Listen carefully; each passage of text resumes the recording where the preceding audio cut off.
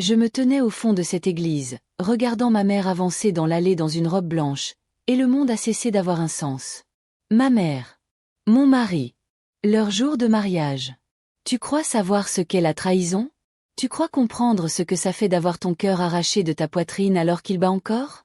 Laisse-moi te dire une chose. Tu ne sais rien tant que tu n'as pas vu les deux personnes en qui tu avais le plus confiance te détruire, puis t'inviter à être témoin de leur victoire. Voici l'histoire de ma mort sans que mon corps ne touche le sol. Voici comment je suis revenu de cette mort. Et comment j'ai fait en sorte qu'il paie pour chaque mensonge, chaque baiser volé, chaque promesse murmurée pendant qu'il complotait pour tout me prendre. Je m'appelle Glatty Whitmore, et voici la vérité sur ce qui arrive quand l'amour devient du poison. Avant de continuer, dites-moi dans les commentaires de quel pays vous regardez cette vidéo. Et si c'est votre première fois sur cette chaîne, n'oubliez pas de vous abonner, votre soutien nous aide à partager encore plus d'histoires épiques de vengeance et de vie. Bonne écoute. 3 mois avant ce mariage, je vivais encore dans l'ignorance. Tu sais ce qu'on dit, l'ignorance est un bonheur. C'est vrai. Parce qu'à l'instant où la vérité s'installe, où tu commences à voir les fissures dans ta vie parfaite, il n'y a plus de retour en arrière. Tout a commencé petit. Tellement petit que je me suis dit que j'imaginais des choses. Declan a cessé de me toucher. Pas du jour au lendemain, non. C'était progressif, subtil, le genre de changement qui te fait douter de ta propre raison, parce que tu ne peux pas dire exactement quand tout a basculé. Il avait l'habitude de m'attraper par la taille quand je passais près de lui dans la cuisine. De me serrer contre lui quand on regardait la télé, ses doigts traçant des cercles lents sur mon épaule. De m'embrasser pour me dire bonne nuit, comme s'il le pensait vraiment, comme si j'étais la seule femme au monde qui comptait. Et puis les gestes se sont arrêtés. Les baisers sont devenus rapides, mécaniques. Ses yeux glissaient sur moi sans me voir. Quand j'essayais de créer un moment d'intimité, il trouvait des excuses. Je suis fatiguée, Glatty. J'ai une réunion tôt demain. Pas ce soir. J'ai voulu croire que c'était le stress. Son entreprise d'architecture prenait de plus gros projets, il rentrait tard, épuisé. C'était normal, non? C'est ce que je me répétais. Mais ensuite, il y a eu le téléphone. Mon Dieu, ce téléphone est devenu comme une troisième personne dans notre mariage. Il sonnait pendant le dîner, et son visage s'illuminait. Un sourire que je n'avais pas vu depuis des mois s'étirait sur ses lèvres. Il attrapait son téléphone si vite, tapotait frénétiquement, m'oubliant complètement. « C'est qui ?» ai-je demandé un soir, en essayant d'avoir l'air détaché. « Juste un client », répondit-il sans lever les yeux. « Un client drôle, alors, tu souris. » Ses yeux ont croisé les miens. Quelque chose de froid est passé dans son regard. Je n'ai plus le droit de sourire? Jésus, Glatty, tu deviens parano. Parano. Il m'a fait croire que j'étais folle. Que le problème, c'était moi. Alors j'ai commencé à l'observer. La façon dont il emportait toujours son téléphone, même aux toilettes. Comment il tournait l'écran pour que je ne voie rien. Et un soir, j'ai découvert qu'il avait changé son code. Tu as changé ton mot de passe? Oui, pour la sécurité. Quelqu'un s'est fait pirater au boulot. Raisonnable, non? Mais mon ventre s'est noué quand même. Et puis, ma mère a commencé à venir plus souvent. Victoria Hartley, ma belle, élégante mère de 52 ans, qui faisait encore tourner les têtes quand elle entrait dans une pièce. Elle venait 2, 3 fois par semaine, toujours avec une excuse. J'étais dans le quartier. J'ai apporté de la lasagne maison. Je voulais juste voir ma petite fille. Au début, j'étais ravie. Papa était mort 4 ans plus tôt, elle était seule. Je voulais lui tenir compagnie. Mais j'ai commencé à remarquer des choses. La façon dont elle riait plus fort quand Declan entrait dans la pièce. Comment elle se recoiffait, lissait sa robe. Comment ses yeux le suivaient. Et comment sa main restait un peu trop longtemps sur son épaule quand il la saluait. Un soir, Declan a dit « Ta mère est encore là. » Mais sans aucune irritation. Au contraire, il avait l'air content. « Ça te dérange ?» Non, non, j'aime bien Victoria. Elle est agréable à vivre. La manière dont il a prononcé son nom m'a glacée. Je me suis confiée à ma mère. Sur Declan. Sur son éloignement. Sur sa froideur. Parce que c'était ma mère. En qui d'autre pouvais-je avoir confiance? Oh ma chérie, disait-elle en me caressant la main. Les hommes traversent des phases. Ton père était pareil parfois. Sois patiente. Donne-lui un peu d'espace. Il reviendra vers toi. Et je l'ai cru. Je l'ai cru pendant qu'elle me regardait dans les yeux. Et me disait d'être patiente avec l'homme avec qui elle couchait. Les signaux étaient maintenant si forts que je ne pouvais plus les ignorer. Un mercredi après-midi, je suis rentrée plus tôt du travail, vers 2 heures. Mon chef m'avait renvoyé à cause d'une migraine. J'étais en train de chercher mes clés devant la porte quand j'ai entendu la voiture de Declan. Surprise! Il ne devait pas rentrer avant 19 heures. La voiture s'est arrêtée dans l'allée, et mon cœur s'est mis à battre à tout rompre. Pas parce que je pensais le surprendre en train de faire quelque chose de mal, mais à cause d'un instinct, ancien, animal, qui me prévenait que ce qui allait se passer allait tout changer. Declan est sorti côté conducteur. Puis, la portière du passager s'est ouverte. Ma mère est descendue. Le temps s'est arrêté. Je l'ai regardé sortir de la voiture de mon mari, un mercredi après-midi, et soudain, toutes les excuses, toutes les raisons que je m'étais inventées depuis des mois, se sont envolées en poussière. « Glatty !» a dit ma mère, la voix trop aiguë. « Chérie, qu'est-ce que tu fais ici ?»« Qu'est-ce que je fais ici ? J'habite ici. J'ai une migraine, ai-je dit lentement. Et toi, qu'est-ce que tu fais ici ? Oh, je passais dans le coin, répondit Victoria en lissant sa jupe. Elle portait une robe rouge moulante que je ne lui avais jamais vue, maquillée, coiffée à la perfection. Je me suis dit que j'allais passer te voir, et je suis tombée sur Declan dans l'allée. On est montés ensemble. Le mensonge était fluide, maîtrisé, presque naturel. Mais il ne tenait pas debout. Tu es tombée sur lui dans l'allée ? Il vient juste d'arriver. Oui, enfin, je veux dire, je l'ai vu arriver pendant que je montais. Elle s'est reprise trop vite. Et ta voiture ? Une fraction de seconde d'hésitation. J'ai pris un taxi. Il m'a déposé au coin de la rue. J'avais envie de marcher. Declan a enfin parlé. Glatty, c'est quoi cet interrogatoire ? Ta mère est venue te rendre visite. Pourquoi tu fais une histoire de tout ? Une histoire ? Je pose juste des questions. Arrête de dramatiser, dit-il en passant à côté de moi pour ouvrir la porte. Ta mère est toujours la bienvenue ici. Ma mère le suivit à l'intérieur. Je restai dehors quelques secondes, la tête bourdonnante, l'estomac noué. Quelque chose clochait terriblement. Chaque instinct que j'avais me hurlait de fuir.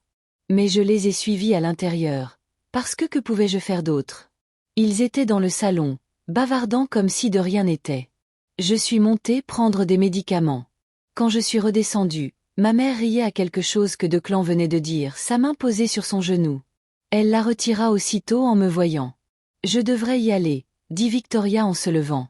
Laisse-toi reposer, ma chérie. Elle m'embrassa sur la joue, et son parfum me frappa, Sweet fort expansive, celui que mon père lui offrait chaque année pour leur anniversaire. Quand elle partit, j'ai confronté Declan. Qu'est-ce que tu faisais vraiment avec ma mère ? Je t'ai dit, je l'ai croisée. Ce n'est pas vrai. Tu m'accuses de mentir. Je te demande juste la vérité. Son visage s'est durci. Tu sais ce qui ne va pas chez toi, Glatty ? Tu es paranoïaque. Inscure. Et franchement, c'est épuisant. Ta mère est une femme gentille qui aime rendre visite à sa fille. Arrête de tout transformer en complot. Il est sorti de la pièce, me laissant planter là, à me demander si je perdais la tête. Cette nuit-là, j'ai appelé ma meilleure amie, Anita. On se connaissait depuis la fac. La seule personne à qui je pouvais tout dire. Anita, quelque chose ne va pas. Ma voix tremblait. Tu crois qu'il te trompe ? Je lui ai tout raconté, la distance, le téléphone, les sourires, les secrets. Puis la scène avec ma mère. Silence au bout du fil. Anita. Je suis là, Glatty. C'est troublant. Mais c'est ta mère. Peut-être qu'elle passait vraiment te voir. Alors pourquoi mentir ?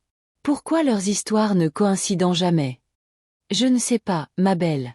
Mais observe. Note quand ta mère vient. Peut-être qu'un schéma apparaîtra. Observez. Comme une détective dans ma propre maison. Et c'est ce que j'ai fait. J'ai noté les heures où ma mère appelait. Les jours où elle passait. Les soirs où Declan travaillait tard. Et un motif est apparu. Chaque fois qu'il disait avoir une réunion, ma mère était injoignable. Chaque fois qu'elle prétendait avoir son club de lecture, il rentrait tard. Je construisais un dossier contre les deux personnes que j'aimais le plus au monde. Et je me haïssais pour ça. 2 semaines plus tard, je suis rentrée un vendredi soir. Dès que j'ai ouvert la porte, je l'ai senti. Le parfum de ma mère. Fort. Sucré. Envahissant. Je suis restée immobile dans le vestibule, ma mallette glissant de mes doigts. Elle était venue ici. Pendant mon absence. Je me suis avancée comme un fantôme, suivant l'odeur. Jusqu'à ma chambre. Ma chambre. Mes mains tremblaient quand j'ai ouvert la porte. Tout semblait normal. Le lit fait, les rideaux tirés. Mais l'odeur était plus forte ici, mêlée à quelque chose d'autre. Quelque chose de plus musqué. Je me suis approchée du lit. J'ai soulevé la couverture. Rien. Puis j'ai pris les oreillers. Et là, du rouge à lèvres. Une tache rouge, parfaitement dessinée sur la taie blanche. La teinte signature de ma mère, rubis royal. Mes jambes ont cédé. Je me suis assise sur le bord du lit, fixant la tache, et quelque chose en moi s'est brisé. Ma mère. Mon mari. Dans mon lit. Je ne sais pas combien de temps je suis restée là. Des minutes. Des heures? Le temps n'avait plus de sens. Quand Declan est rentré, j'étais encore assise là, les draps dans les mains. « Qu'est-ce que tu fais ?» demanda-t-il depuis le seuil. Je levai les yeux vers lui. Le regarder vraiment. Cet homme que j'avais épousé il y a 6 ans. Cet homme avec qui j'avais bâti ma vie. Cet homme qui me détruisait morceau par morceau. À qui est ce rouge à lèvres? Son visage est devenu vide. Quoi? Ce rouge à lèvres, sur notre oreiller. À qui est-il? Je ne sais pas. Peut-être le tien. Ce n'est pas ma couleur. Alors je ne sais pas, Glatty. Peut-être qu'il était là avant. Peut-être la femme de ménage. Notre femme de ménage ne se maquille pas. Et c'est encore. Il m'a regardé, et là, j'ai vu. Calculateur, cherchant s'il devait continuer à mentir ou inventer une meilleure histoire. Peut-être que c'est une amie qui est passée, finit-il par dire. Quelle amie? Je ne sais pas. Pourquoi tu agis comme une folle? Parce que je ne suis pas folle, ai-je crié en me levant. Je sais qu'il se passe quelque chose. Je sais que tu me mens. Et je sais que ma mère était ici aujourd'hui. Quelque chose passa sur son visage, peur, colère, mais il se reprit aussitôt. Ta mère passe de temps en temps. Et alors? Et alors, elle passe aussi pour dormir dans notre lit. C'est dégoûtant, Glatty. C'est ta mère, enfin. Comment peux-tu dire ça? Alors explique le rouge à lèvres. Je ne peux pas expliquer ce que j'ignore. On se faisait face, dans notre chambre, 2 étrangers. L'homme que j'avais épousé avait disparu. À sa place, un autre capable de me regarder dans les yeux et de mentir sans broncher. Je veux la vérité, ai-je murmuré. Quoi qu'il en soit, dis-le-moi. Je peux encaisser la vérité. Ce que je ne supporte plus, c'est le mensonge. Pendant une seconde, j'ai cru qu'il allait avouer. Sa bouche s'est entr'ouverte, son regard s'est adouci. Mais il a secoué la tête. Il n'y a rien à dire. Tu es stressé. Tu t'imagines des choses. Tu devrais peut-être voir quelqu'un, un thérapeute. Et il est sorti de la chambre, me laissant seule avec cette taie d'oreiller tachée de rouge à lèvres et la certitude que ma vie n'était plus qu'un mensonge. Je suis devenue quelqu'un d'autre. Une espionne dans ma propre maison. Je fouillais les poches de Declan, sa voiture, ses dossiers, à la recherche de preuves de ce que je savais déjà au fond de moi. Mais il était prudent. Trop prudent. Puis, 3 semaines après avoir trouvé la tache de rouge à lèvres, il m'a annoncé qu'il avait une réunion tardive avec un client. Je risque de rentrer vers 22 ou 23 heures, dit-il en ajustant sa cravate devant le miroir. Ne m'attends pas. Je l'ai observé depuis le lit. Il était beau. Trop beau pour une simple réunion d'affaires. Son meilleur costume, son parfum préféré, les cheveux parfaitement coiffés. Quel client? Ai-je demandé. Le comte Morrison. Un gros projet commercial au centre-ville. Il m'a embrassé sur le front, un geste froid, automatique et il est parti. J'ai attendu 10 minutes. Puis j'ai pris mes clés, et je l'ai suivi. Mon cœur battait à tout rompre alors que je gardais mes distances, fixant les feux arrière de sa voiture. Mais il n'est pas allé au centre-ville. Il a pris la direction du nord, vers le quartier chic. Il s'est garé sur le parking du Grand View Hotel. Je me suis arrêtée de l'autre côté de la rue, les mains crispées sur le volant. Je l'ai vu sortir, redresser sa veste, et attendre.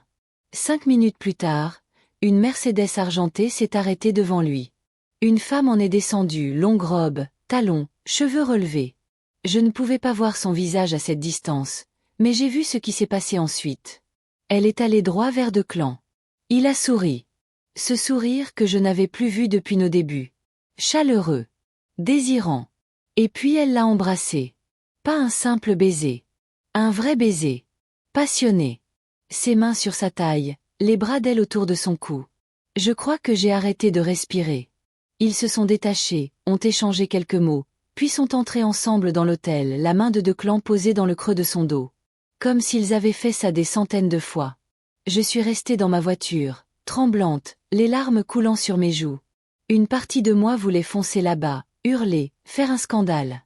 Mais une autre partie, celle qui commençait déjà à planifier, savait que ce n'était pas encore le moment.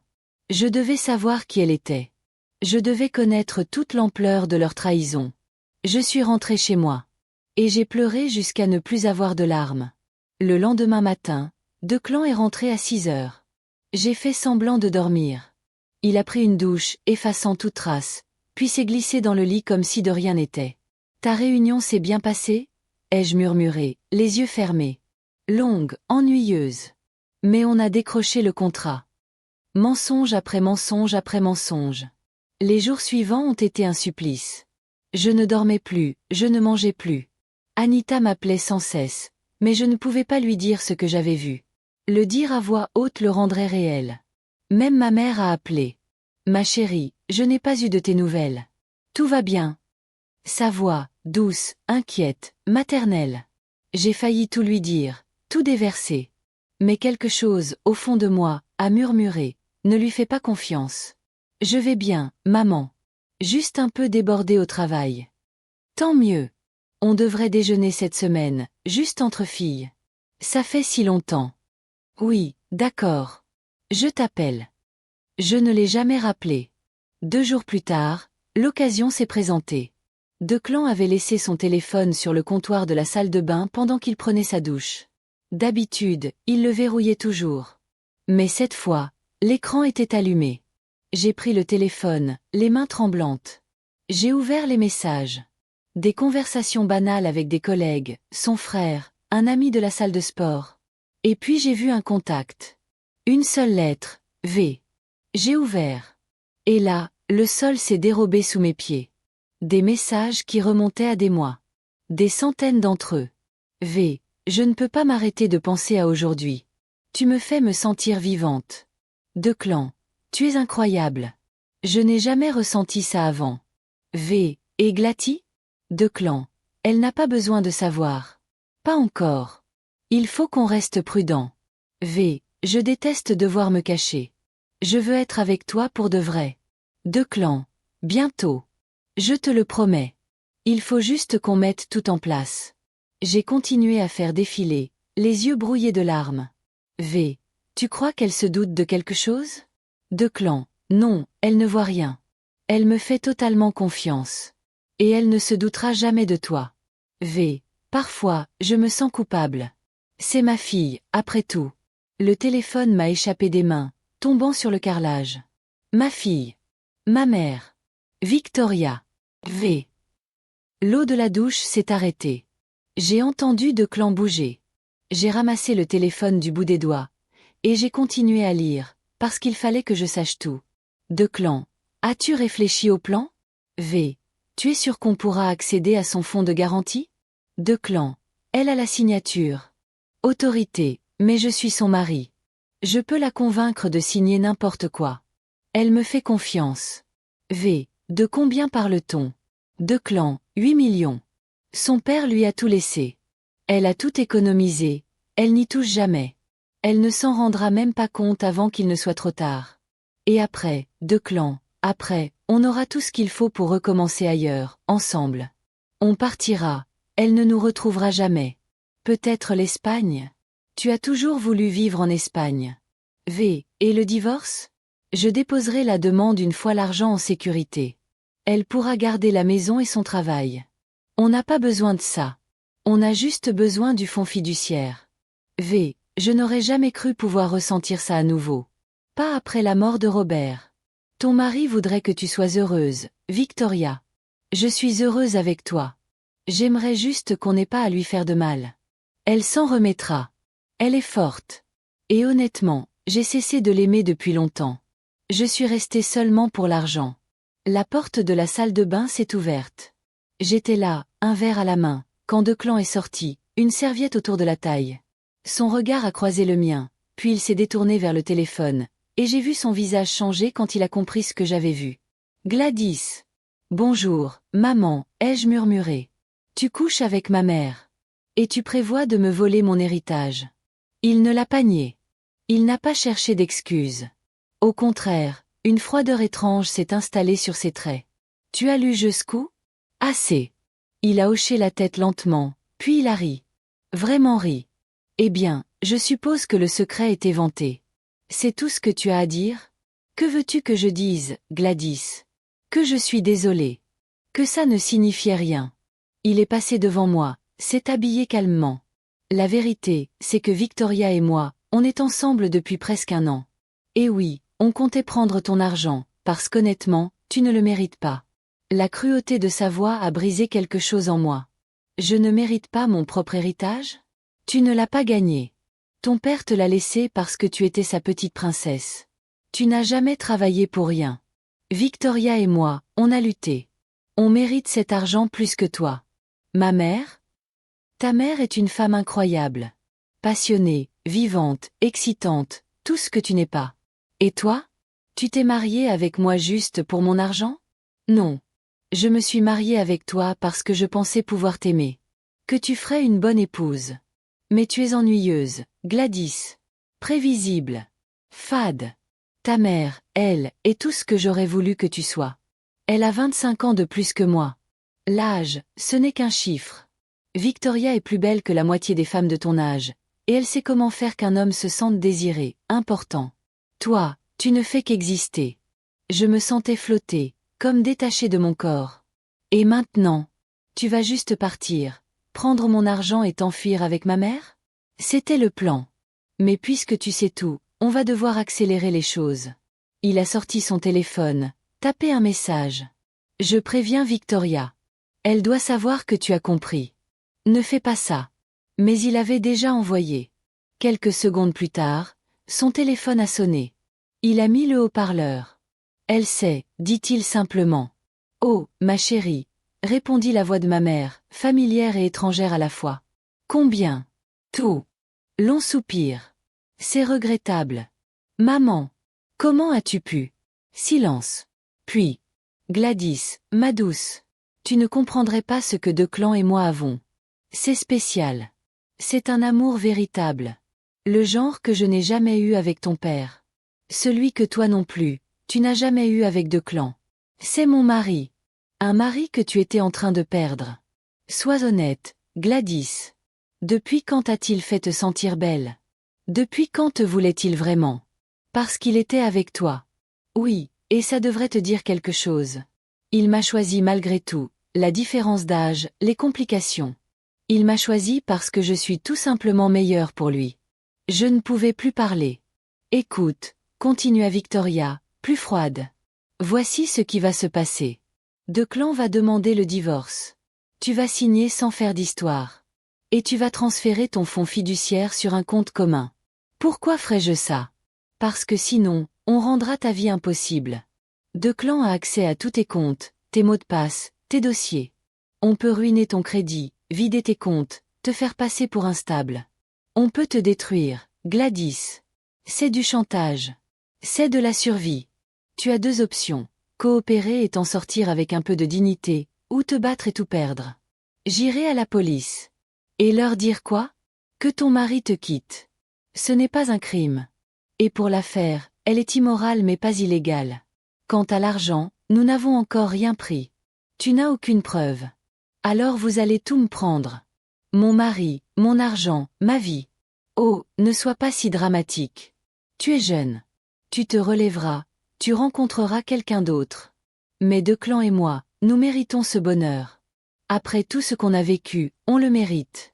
Tu es ma mère. Comment peux-tu me faire ça?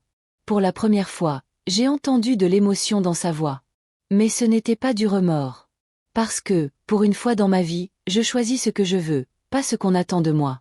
J'ai passé 30 ans dans un mariage sans amour, à faire semblant d'être heureuse, à jouer la bonne épouse et la bonne mère. Puis ton père est mort et il a tout laissé à toi. Tout. Comme si je n'étais qu'une note de bas de page. Tu sais ce que ça fait? Papa t'aimait. Ton père m'aimait, oui. Mais il t'adorait. Sa précieuse Gladys. Et quand il est mort, il a fait en sorte que tu sois à l'abri, 8 millions pour sa fille. Et tu sais quoi? Il m'a laissé la maison et une pension. C'est tout. Alors oui, je prends ce qui aurait dû être à moi. A été en partie la mienne dès le départ. Et je prends l'homme qui m'aime vraiment, qui me voit, qui me fait me sentir vivante et je ne vais pas me sentir coupable pour ça. Elle a raccroché. J'ai regardé Declan, qui me fixait avec quelque chose ressemblant à de la pitié dans les yeux.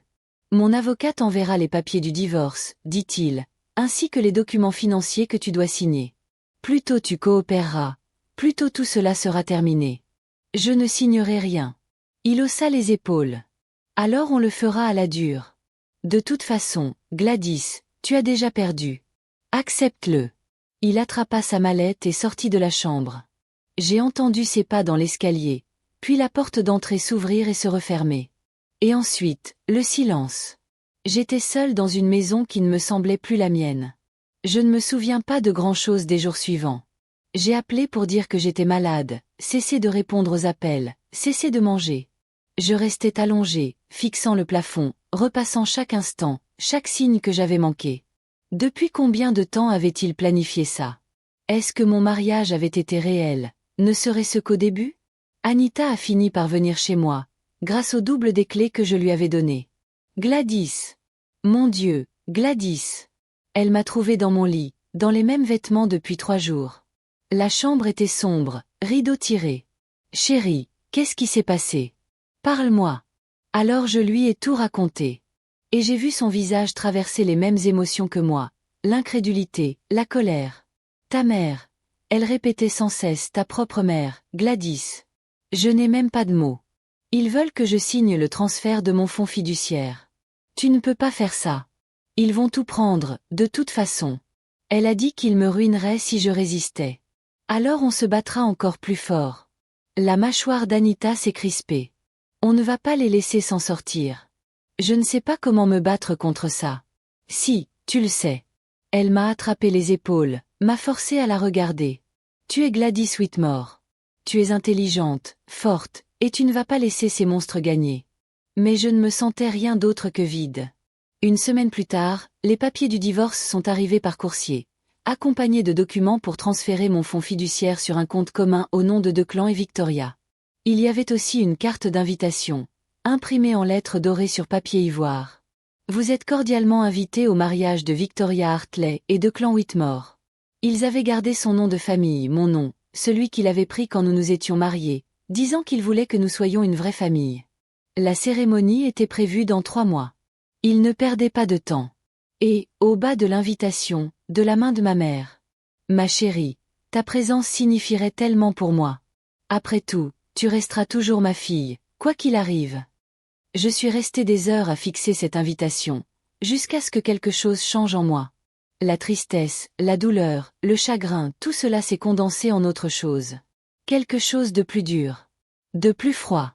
De la rage. Une rage pure et concentrée. Il pensait que j'allais simplement me laisser faire, disparaître tranquillement. Qu'il pouvait me détruire et s'en tirer. Il s'était trompé. J'ai appelé Anita. J'ai besoin de ton aide, ai-je dit. Qu'est-ce qu'on fait? J'ai besoin d'un détective privé, d'un avocat, d'un expert comptable judiciaire. Et je dois faire tout ça sans qu'ils s'en rendent compte. Là, je te reconnais. J'ai entendu le sourire dans sa voix. Brûlons leur monde. La première chose que j'ai faite, c'est de protéger mon argent. Je suis allé voir mon conseiller financier, Harrison Pierce, un homme en qui mon père avait une confiance absolue. Harrison, il faut que je fasse des changements à mes comptes. Il m'a regardé par-dessus ses lunettes. Quel genre de changement? Je veux geler mon fonds fiduciaire, ajouter des protections supplémentaires, et le faire de façon à ce que tout semble normal jusqu'à ce qu'il soit trop tard pour réagir. C'est à propos de votre mari, n'est-ce pas? Ce n'était pas une question. Harrison avait toujours été perspicace. Oui. J'ai entendu dire qu'il comptait divorcer. Je suis désolée, Gladys. Ne le sois pas. Aide-moi à faire en sorte qu'il ne touche pas un centime de mon héritage. Harrison a souri. Ce sera un plaisir. Durant la semaine suivante, nous avons verrouillé tous les comptes. Harrison a créé des sociétés écrans, déplacé les actifs, établi des trusts imbriqués. L'argent m'appartenait toujours, mais il faudrait des mois à une équipe d'avocats pour comprendre où il se trouvait, et encore plus pour y accéder. Votre père était un homme avisé, a dit Harrison en rangeant les dossiers. Il avait prévu des clauses pour vous protéger d'un mariage intéressé. Tout ce que j'ai fait, c'est activer ces protections. Si votre mari essaie de réclamer quoi que ce soit lors du divorce, il va se heurter à un mur infranchissable. Et pour les papiers qu'il veut que je signe, signez-les si vous voulez. Ils ne valent rien. Les comptes qu'il mentionne n'existent plus. D'ici à ce qu'ils comprennent, il sera trop tard pour agir. J'ai esquissé mon premier vrai sourire depuis des semaines. Ensuite, j'ai engagé un détective privé, Roger Castillo, chaudement recommandé par le cousin avocat d'Anita. J'ai besoin de tout, lui ai-je dit. Photos, vidéos, relevés bancaires, messages, mais... Je veux savoir où ils se voient, depuis combien de temps, et tout ce qu'ils ont fait pour me trahir. Vous voulez les écraser dans le divorce? Non. Je veux les détruire, définitivement. Roger était méthodique. Implacable. En 2 semaines, il avait constitué un dossier de plusieurs centimètres d'épaisseur. Photos de Declan et Victoria dans des restaurants, des hôtels, se tenant la main dans les parcs. Des relevés bancaires prouvant que Declan payait leurs escapades avec notre carte commune. Des messages récupérés depuis les sauvegardes téléphoniques encore plus explicites que ce que j'avais vu. Des plans, des manipulations, des discussions sur la meilleure manière de me pousser à transférer mes fonds. Et puis, Roger a découvert quelque chose d'inattendu.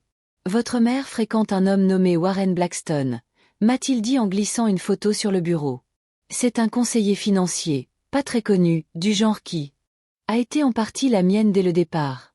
Et je prends l'homme qui m'aime vraiment, qui me voit, qui me fait me sentir vivante et je ne vais pas me sentir coupable pour ça.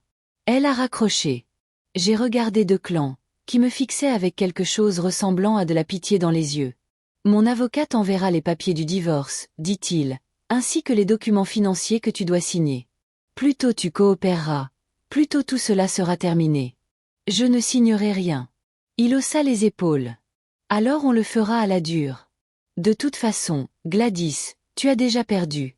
Accepte-le. Il attrapa sa mallette et sortit de la chambre. J'ai entendu ses pas dans l'escalier, puis la porte d'entrée s'ouvrir et se refermer. Et ensuite, le silence. J'étais seule dans une maison qui ne me semblait plus la mienne. Je ne me souviens pas de grand-chose des jours suivants. J'ai appelé pour dire que j'étais malade, cessé de répondre aux appels, cessé de manger. Je restais allongée, fixant le plafond, repassant chaque instant, chaque signe que j'avais manqué. Depuis combien de temps avait-il planifié ça? Est-ce que mon mariage avait été réel, ne serait-ce qu'au début? Anita a fini par venir chez moi, grâce au double des clés que je lui avais données. Gladys. Mon Dieu, Gladys. Elle m'a trouvée dans mon lit, dans les mêmes vêtements depuis 3 jours. La chambre était sombre, rideaux tirés. Chérie, qu'est-ce qui s'est passé? Parle-moi. Alors je lui ai tout raconté. Et j'ai vu son visage traverser les mêmes émotions que moi, l'incrédulité, la colère. Ta mère. Elle répétait sans cesse ta propre mère, Gladys. Je n'ai même pas de mots. Ils veulent que je signe le transfert de mon fonds fiduciaire. Tu ne peux pas faire ça. Ils vont tout prendre, de toute façon. Elle a dit qu'ils me ruineraient si je résistais. Alors on se battra encore plus fort. La mâchoire d'Anita s'est crispée. On ne va pas les laisser s'en sortir. Je ne sais pas comment me battre contre ça. Si, tu le sais. Elle m'a attrapé les épaules, m'a forcé à la regarder. Tu es Gladys Whitmore. Tu es intelligente, forte, et tu ne vas pas laisser ces monstres gagner. Mais je ne me sentais rien d'autre que vide. Une semaine plus tard, les papiers du divorce sont arrivés par coursier, accompagnés de documents pour transférer mon fonds fiduciaire sur un compte commun au nom de Declan et Victoria. Il y avait aussi une carte d'invitation, imprimée en lettres dorées sur papier ivoire. Vous êtes cordialement invités au mariage de Victoria Hartley et Declan Whitmore. Ils avaient gardé son nom de famille, mon nom, celui qu'il avait pris quand nous nous étions mariés, disant qu'ils voulaient que nous soyons une vraie famille. La cérémonie était prévue dans 3 mois. Ils ne perdaient pas de temps. Et, au bas de l'invitation, de la main de ma mère. Ma chérie, Ta présence signifierait tellement pour moi. Après tout, tu resteras toujours ma fille, quoi qu'il arrive. Je suis restée des heures à fixer cette invitation, jusqu'à ce que quelque chose change en moi. La tristesse, la douleur, le chagrin, tout cela s'est condensé en autre chose. Quelque chose de plus dur. De plus froid. De la rage. Une rage pure et concentrée. Il pensait que j'allais simplement me laisser faire, disparaître tranquillement. Qu'il pouvait me détruire et s'en tirer. Il s'était trompé. J'ai appelé Anita. J'ai besoin de ton aide, ai-je dit. Qu'est-ce qu'on fait? J'ai besoin d'un détective privé, d'un avocat, d'un expert comptable judiciaire. Et je dois faire tout ça sans qu'ils s'en rendent compte. Là, je te reconnais. J'ai entendu le sourire dans sa voix. Brûlons leur monde. La première chose que j'ai faite, c'est de protéger mon argent. Je suis allé voir mon conseiller financier, Harrison Pierce, un homme en qui mon père avait une confiance absolue. Harrison, il faut que je fasse des changements à mes comptes. Il m'a regardé par-dessus ses lunettes. Quel genre de changement? Je veux geler mon fonds fiduciaire, ajouter des protections supplémentaires, et le faire de façon à ce que tout semble normal jusqu'à ce qu'il soit trop tard pour réagir. C'est à propos de votre mari, n'est-ce pas? Ce n'était pas une question. Harrison avait toujours été perspicace. Oui. J'ai entendu dire qu'il comptait divorcer. Je suis désolée, Gladys. Ne le sois pas. Aide-moi à faire en sorte qu'il ne touche pas un centime de mon héritage. Harrison a souri. Ce sera un plaisir. Durant la semaine suivante, nous avons verrouillé tous les comptes. Harrison a créé des sociétés écrans, déplacé les actifs, établi des trusts imbriqués. L'argent m'appartenait toujours, mais il faudrait des mois à une équipe d'avocats pour comprendre où il se trouvait, et encore plus pour y accéder. Votre père était un homme avisé, a dit Harrison en rangeant les dossiers. Il avait prévu des clauses pour vous protéger d'un mariage intéressé. Tout ce que j'ai fait, c'est activer ces protections. Si votre mari essaie de réclamer quoi que ce soit lors du divorce, il va se heurter à un mur infranchissable. Et pour les papiers qu'il veut que je signe, signez-les si vous voulez. Ils ne valent rien. Les comptes qu'il mentionne n'existent plus. D'ici à ce qu'ils comprennent, il sera trop tard pour agir. J'ai esquissé mon premier vrai sourire depuis des semaines. Ensuite, j'ai engagé un détective privé, Roger Castillo, chaudement recommandé par le cousin avocat d'Anita. J'ai besoin de tout, lui ai-je dit. Photos, vidéos, relevés bancaires, messages, mais... Je veux savoir où ils se voient, depuis combien de temps, et tout ce qu'ils ont fait pour me trahir. Vous voulez les écraser dans le divorce? Non. Je veux les détruire, définitivement. Roger était méthodique. Implacable. En 2 semaines, il avait constitué un dossier de plusieurs centimètres d'épaisseur. Photos de Declan et Victoria dans des restaurants, des hôtels, se tenant la main dans les parcs. Des relevés bancaires prouvant que Declan payait leurs escapades avec notre carte commune. Des messages récupérés depuis les sauvegardes téléphoniques encore plus explicites que ce que j'avais vu. Des plans, des manipulations, des discussions sur la meilleure manière de me pousser à transférer mes fonds. Et puis, Roger a découvert quelque chose d'inattendu. Votre mère fréquente un homme nommé Warren Blackstone, m'a-t-il dit en glissant une photo sur le bureau. C'est un conseiller financier, pas très connu, du genre qui. Ils essaient déjà de tout animer. Nous documentons tout, c'est une fraude. Tu récupéreras ton argent. 2 semaines après le mariage, les conséquences sociales étaient totales. Tout le monde savait, et je veux dire tout le monde. Les amis de ma mère, celles de son club de lecture, ont cessé de lui parler. Les collègues de Declan refusaient de répondre à ses appels. Même des parents éloignés qui avaient assisté à la réception envoyaient des messages à ma mère pour lui dire leur dégoût. Le récit s'était complètement inversé. Je n'étais plus la pauvre épouse abandonnée, pathétique. J'étais la victime d'une trahison atroce commise par les 2 personnes qui auraient dû me protéger. Et Declan et Victoria, eux, étaient devenus des parias. J'ai appris par des connaissances communes qu'ils se disputaient sans arrêt. La pression d'avoir tout perdu, travail, argent, réputation détruisait leur relation encore plus vite qu'elle ne s'était construite. Il s'avère que l'amour bâti sur le mensonge et le vol ne survit pas quand les conséquences arrivent. 3 semaines après le mariage, je suis rentrée du travail pour trouver Declan assis sur mes marches. Il avait l'air épouvantable, mal rasé, des cernes sombres sous les yeux, les vêtements froissés. Glatty, dit-il en se levant à mon approche. S'il te plaît, juste 5 minutes. J'aurais dû rentrer directement et verrouiller la porte. J'aurais dû appeler la police pour intrusion. Mais je voulais entendre ce qu'il avait à dire. 5 minutes, ai-je répondu. Nous nous sommes assis sur les marches, sans nous toucher. Un gouffre entre nous plus large que le Grand Canyon. Je suis désolé, finit-il par dire. Je sais que ça ne veut plus rien dire maintenant. Mais je suis désolé pour tout. Tu es désolé de t'être fait prendre. Non, je suis désolé de l'avoir fait. Je suis désolé de t'avoir blessé. D'avoir jeté quelque chose de réel pour quelque chose qui ne marcherait jamais. Ça ne marche pas avec ta mère. Il a ri amèrement. Ta mère est furieuse parce que l'argent a disparu. Elle ne parle que de ça. Elle dit que je lui avais promis une nouvelle vie et que je ne peux pas tenir parole. Elle menace de divorcer. Ça ne fait même pas un mois qu'on est mariés.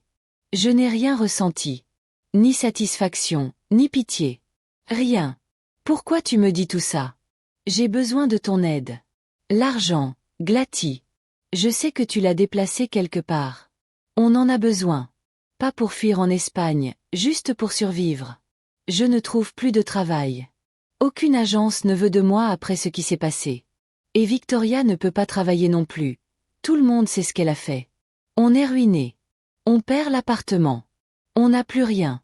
Vous avez encore l'un et l'autre, non? C'est ce que vous vouliez. Le grand amour. S'il te plaît. Je te le demande, pas pour moi, pour elle. C'est ta mère. Elle a cessé d'être ma mère le jour où elle a couché avec mon mari. Glatty. Non. Vous avez fait vos choix. Vous avez choisi de me trahir, de me voler, de me détruire. Maintenant, vous en payez le prix. Ce n'est pas mon problème. Qu'est-ce que tu veux de nous? Qu'est-ce qu'il faudrait pour que tu nous aides? Je ne veux rien. Je veux juste que vous sortiez tous les deux de ma vie. Alors c'est tout? Tu vas juste nous laisser nous écraser et brûler? Oui. Parce que c'est exactement ce que vous méritez. Je suis rentrée chez moi, j'ai refermé la porte, sans jamais me retourner. 1 mois plus tard, j'ai appris qu'ils avaient déposé une demande de divorce. Victoria invoquait la détresse émotionnelle et la fraude financière. 2 clans la poursuivaient pour diffamation. Ils se détruisaient mutuellement, faisant à présent mon travail à ma place. 2 mois plus tard, ma mère est venue me voir à mon bureau. Elle paraissait vieille. C'est la première chose que j'ai remarquée. Le stress l'avait vieilli brutalement. Ses cheveux grisonnaient à la racine, son visage portait les marques de la fatigue. Glatty, s'il te plaît. J'ai besoin de te parler.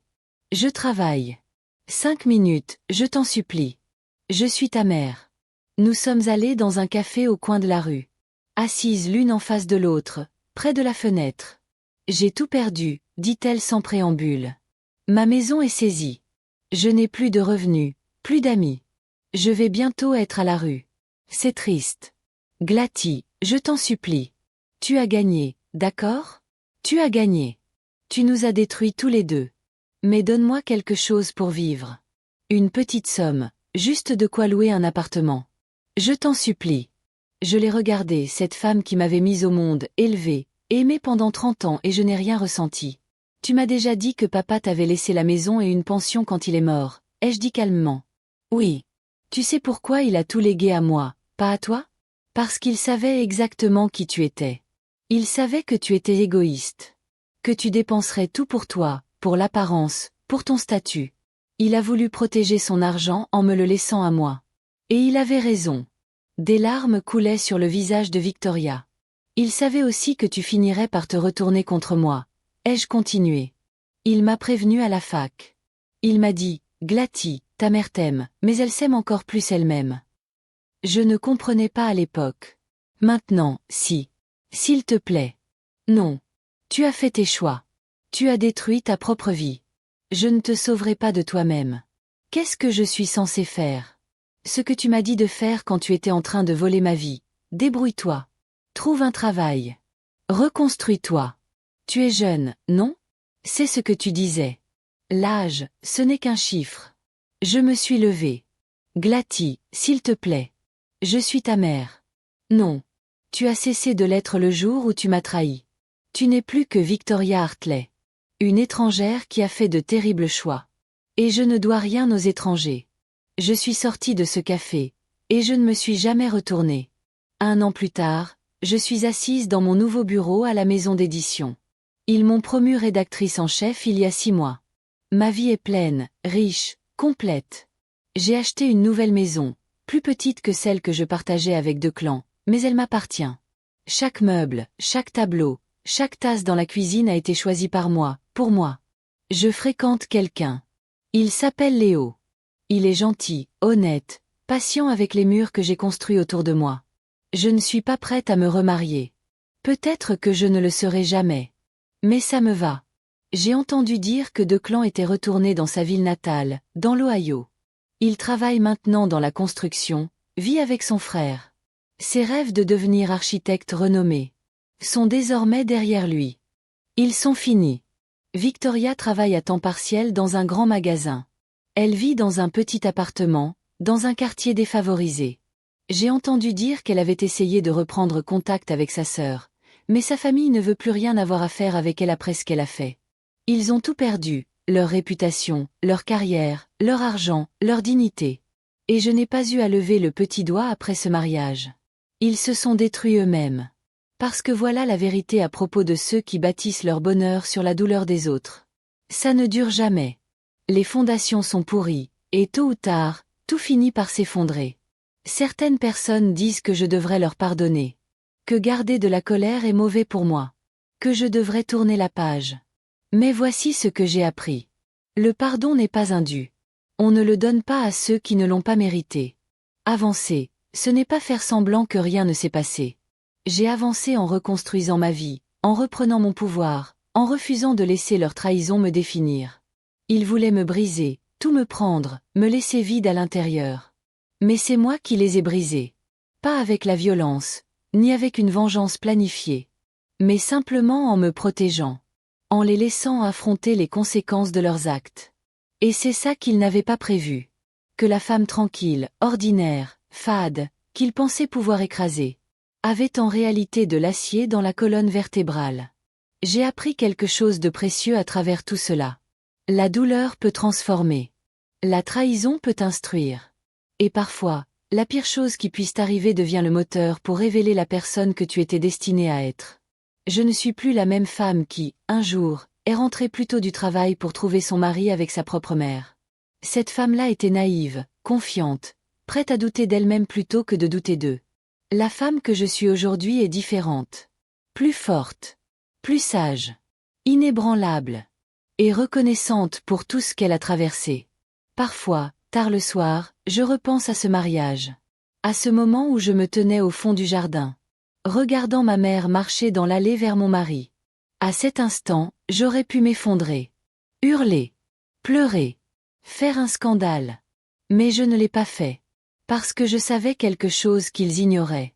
Au moment même où ils m'ont trahi, ils avaient déjà perdu. Ils ne le savaient simplement pas encore. Et les voir le découvrir. Les voir regarder leur plan s'écrouler. Leur relation s'effondrer sous le poids de sa propre corruption. C'était la plus douce des vengeances. Pas parce que je suis cruelle. Mais parce que la justice porte parfois le visage du karma. Et le karma. Elle est patiente. Elle est minutieuse. Et elle n'oublie jamais. Je m'appelle Glatty Whitmore. Ceci est mon histoire. Et je suis toujours là. Toujours debout. Toujours épanouie. Pendant que ils brûlent encore dans les cendres de la vie qu'ils ont essayé de me voler.